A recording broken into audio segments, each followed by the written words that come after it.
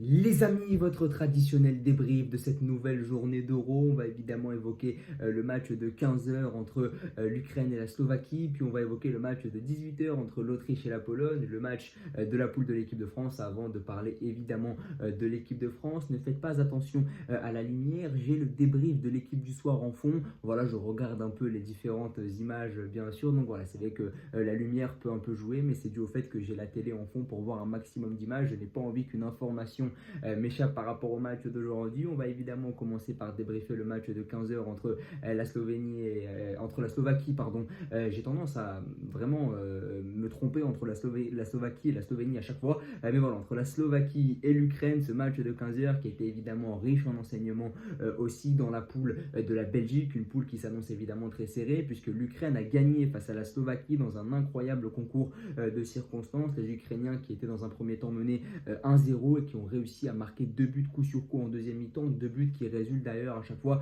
d'une très belle construction collective. Et le sélectionneur ukrainien Rebrov a vraiment tranché dans le vif en faisant des changements par rapport au match initial face à la Roumanie. Il est vrai que face à la Roumanie, cette équipe ukrainienne avait énormément déçu, mais il n'a pas fait les changements que j'attendais. Il est vrai que Mudryk avait été particulièrement décevant lors du premier match, en tout cas plus que son pendant à droite Tsigankov, et finalement c'est Tsigankov qui a fait les frais de cette défaite initiale face à la Roumanie, et donc Yarmolenko a pris sa place sur le côté droit pour apporter un peu d'expérience. Rebrov a changé tout le côté, il a mis Timchik du Dynamo Kiev et Yarmolenko, voilà, il a changé tout le côté, il a enlevé Konoplia et Tsigankov pour faire place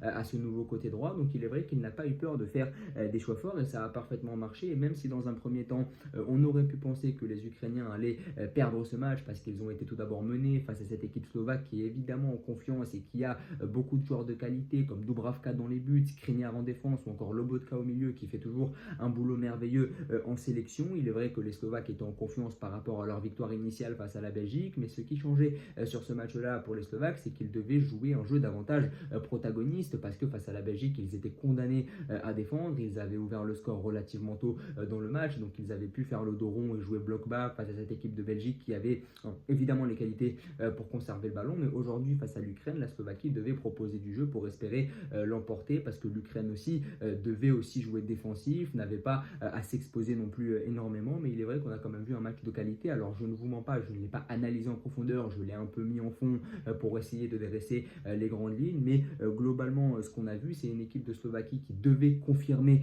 après sa victoire initiale face à la Belgique, mais qui devait proposer un autre jeu. Ils n'ont pas réussi à proposer un jeu protagoniste, comme je l'appelle bien souvent, face à une équipe ukrainienne qui a dû se relancer aujourd'hui face aux Slovaques. Et dans un premier temps, on a pensé que les Ukrainiens allaient perdre ce match. Finalement, ils se sont parfaitement relevés et on voit que les 2 buts, c'est 2 constructions collectives de grande qualité. D'abord le but de Chaparenko, puis le deuxième but aussi qui est magnifique dans la construction pour venir piéger cette équipe slovaque. Et en fait, on se rend compte que cette équipe ukrainienne, elle a parfaitement les qualités pour pratiquer un bon football, elle a parfaitement les qualités pour avoir des actions très bien construites sur le plan collectif. Et je vois vraiment cette équipe ukrainienne se qualifier. Je pense que c'est une équipe qui peut vraiment accrocher la Belgique sur le dernier match et on va avoir une poule totalement serrée parce que si la Belgique bat la Roumanie demain, on aura toutes les équipes à 3 points et ça va nous offrir une troisième journée complètement folle. Mais cette équipe slovaque n'a pas été fondamentalement mauvaise. Elle s'est sabordée sur la deuxième mi-temps parce que l'Ukraine allait beaucoup trop vite sur le plan collectif et c'est vrai que cette équipe ukrainienne est meilleure que la Slovaquie collectivement parlant, mais cette équipe slovaque a tout d'abord mené, donc on s'attendait à ce qu'elle gagne à nouveau, mais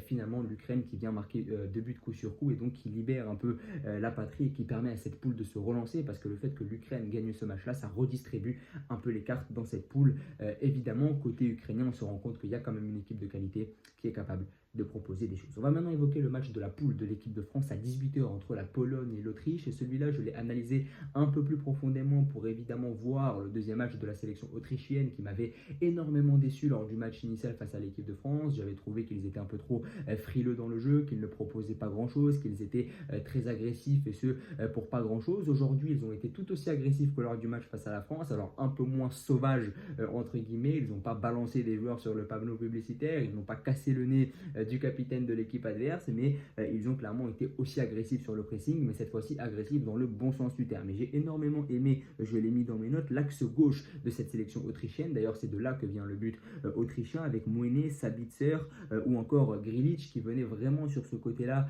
ce côté gauche. Hein. Le jeu de l'Autriche tendait énormément sur le côté gauche et c'est de là qu'est venu d'ailleurs le but de cette équipe autrichienne. Mais j'ai trouvé que cette équipe autrichienne était vraiment très forte. Elle a proposé vraiment de très belles choses parce qu'ils ont les joueurs pour le faire. On l'a vu, Sabitzer qui venait beaucoup sur le côté gauche pour aider son défenseur Mouene. On a vu aussi Grilic, on a vu Leimer qui a encore une fois parcouru un nombre incalculable de kilomètres. Donc on a vu une équipe autrichienne de grande qualité qui a très bien pressé, qui est passé beaucoup par le côté gauche pour solliciter les profils techniques de cette équipe pour se créer beaucoup d'occasions face à une équipe polonaise qui est encore venue avec ce 5-3-2, qui était encore amputée de Lewandowski, donc il était compliqué de trouver une efficacité évidemment devant le but. On rappelle qu'on contre les Pays-Bas, ils avaient marqué sur un coup de pied arrêté, donc c'est pas vraiment gage d'une réelle efficacité dans le jeu. Donc il est vrai que cette équipe polonaise m'a énormément déçu, mais c'est le propre de la Pologne depuis maintenant des années en compétition internationale, hormis le quart de finale de l'Euro 2016. C'est une équipe qui déçoit en général sur les dernières compétitions internationales, mais je les ai trouvés en manque d'ambition avec ce 5-3-2 un peu frileux là aussi. Pourtant ils ont les joueurs pour proposer du jeu, hein. Ils ont Frankowski, ils ont Zielinski, le jeune Urbanski aussi qui est rentré, donc il y a quand même des talents individuels dans cette sélection qui pourraient l'apporter, mais côté autrichien c'était vraiment bien huilé. D'ailleurs le match a failli finir à 4-1, il y a cette occasion de Leimer, cette frappe du pied gauche qui passe juste à côté en fin de match, donc l'Autriche aurait même pu gagner ce match 4-1, et c'est dommage et bizarre dans un match que je voyais vraiment homogène et serré. Je trouvais que c'était deux équipes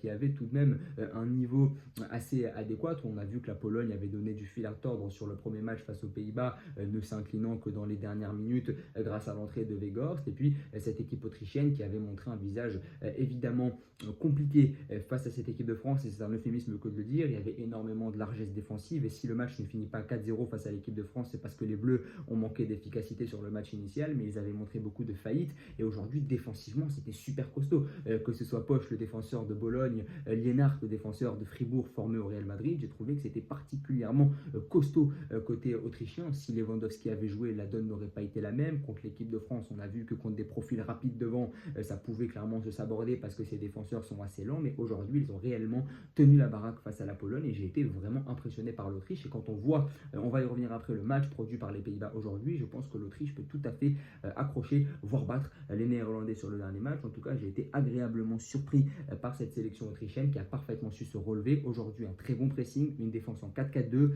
aussi, et puis des joueurs qui sont très techniques, qui arrivent à combiner entre eux, que ce soit Sabitzer, Grilic, Leimer ou encore Mouene, l'arrière-gauche que j'ai beaucoup apprécié, Arnautovic aussi. Donc il y a des joueurs quand même de ballon dans cette équipe autrichienne, et c'est pour ça que j'avais été déçu au terme du match face à l'équipe de France, parce que je trouvais que cette équipe-là, coachée par un entraîneur aussi moderne que Rangnick, avait un peu déçu en proposant ce jeu très réducteur face à l'équipe de France. On va maintenant parler évidemment du match de l'équipe de France face aux Pays-Bas et les Bleus qui ont concédé le tout premier 0-0 de ce tournoi. Alors j'ai pas forcément été déçu par l'équipe de France. Dans un premier temps, j'ai un peu compris la compo de Deschamps. C'est vrai que dans un premier temps, j'avais été un peu ébahi et choqué par la composition de Deschamps, parce que mettre 4 milieux de terrain comme ça, que ce soit Rabiot, Kanté, Tchouaméni, on avait demandé à Deschamps de trancher dans le vif, de choisir entre Tchouaméni, Kanté et Rabiot. Il y avait 2 places pour 3 et au final il a préféré aligner les 3 en même temps, avec ce fameux Rabiot côté gauche à l'image de Matuidi à la Coupe du Monde 2018. Il a préféré mettre Griezmann, Thuram devant pour venir exercer le premier pressing,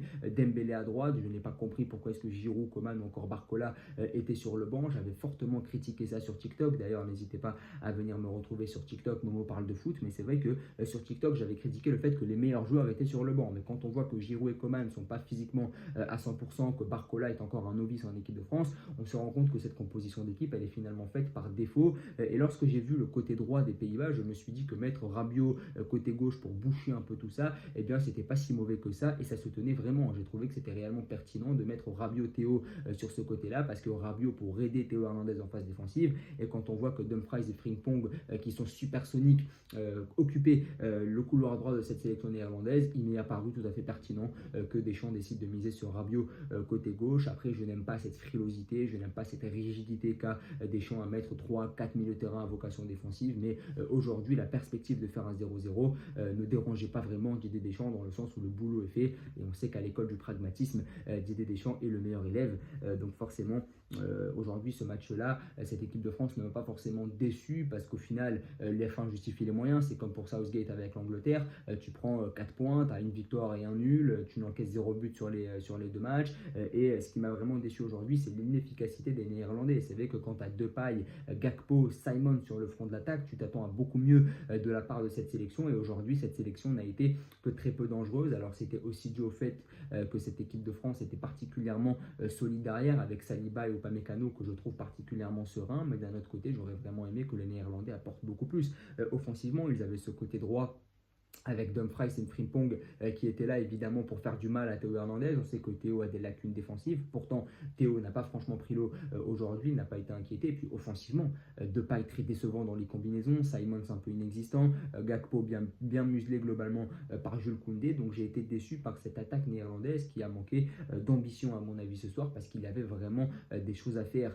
chez cette défense de l'équipe de France, et finalement les Pays-Bas sont venus avec un style de jeu très minimaliste, beaucoup de lenteur aussi dans le jeu néerlandais, j'ai pas vraiment aimé ça, mais au final 0-0, le nul arrange les deux équipes, mais attention quand même aux Pays-Bas parce qu'ils vont jouer l'Autriche au dernier match, et on sait que l'Autriche est particulièrement en confiance suite à sa victoire face à la Pologne 3-1, ils ont pu refaire le plein de confiance en marquant 3 buts, voire même 4 sur la fin du match, donc voilà, cette équipe néerlandaise m'a particulièrement déçu, et si je devais parler du match de l'équipe de France, je dirais qu'on est inefficace, mais on est inefficace parce que c'est un choix de Didier Deschamps. Aujourd'hui Giroud et Coman rentrent plutôt tardivement, Mbappé n'est pas rentré du tout, donc je pense que dans l'esprit de Deschamps, l'heure n'était pas à gagner le match, il n'avait pas forcément envie de le gagner, alors s'il avait gagné ça aurait été encore mieux, mais c'était pas sa priorité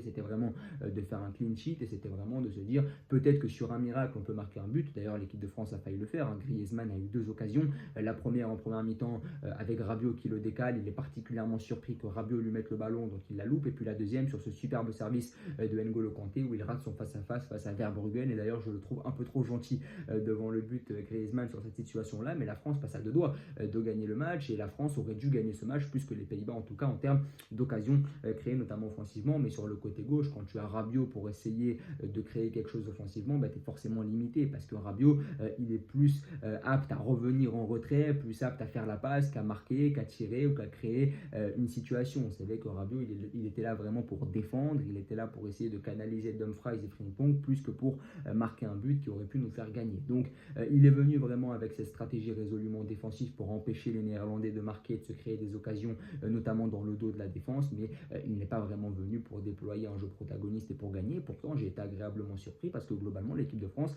a proposé plus que les Pays-Bas dans le jeu. Ils ont vraiment déployé un très beau jeu avec ce N'Golo Kanté qui est toujours aussi incroyable au milieu de terrain, parce que lorsque Rabiot revenait récupérer les ballons dans le cœur du jeu, N'Golo Kanté faisait des appels sur le côté gauche à sa place. Donc il est absolument supersonique ce N'Golo Kanté, il est vraiment toujours en très très grande forme, et aujourd'hui il a vraiment dépassé ses fonctions dans le sens où c'était tellement le marasme offensif aujourd'hui avec l'absence de Mbappé, avec le fait que Giroud et Coman soient convalescents, que tu étais obligé de t'en remettre à N'Golo Kanté, parce que Griezmann est un peu défaillant depuis ce début d'Euro, je le trouve vraiment très moyen, c'est pas lui en tout cas qui apporte cette créativité, et puis l'équipe de France a essayé de centrer à maintes et maintes reprises, mais le fait de ne pas avoir Giroud qui est un vrai numéro 9 en point de fixation, forcément ça entraîne des complications, et puis il y a aussi Van Dijk et De Vrij qui sont extrêmement solides, notamment dans les duels aériens. Donc avantage à l'équipe de France au point sur ce match-là, parce que j'ai trouvé qu'ils étaient davantage dominateurs et protagonistes dans le jeu. C'est un terme que j'aime beaucoup, le terme protagoniste en football, mais au final tu ne gagnes pas parce que tu manques encore d'efficacité, même si Marcus Thuram était bien meilleur que sur le match face à l'Autriche, il a manqué d'efficacité devant le but parce que ça n'est pas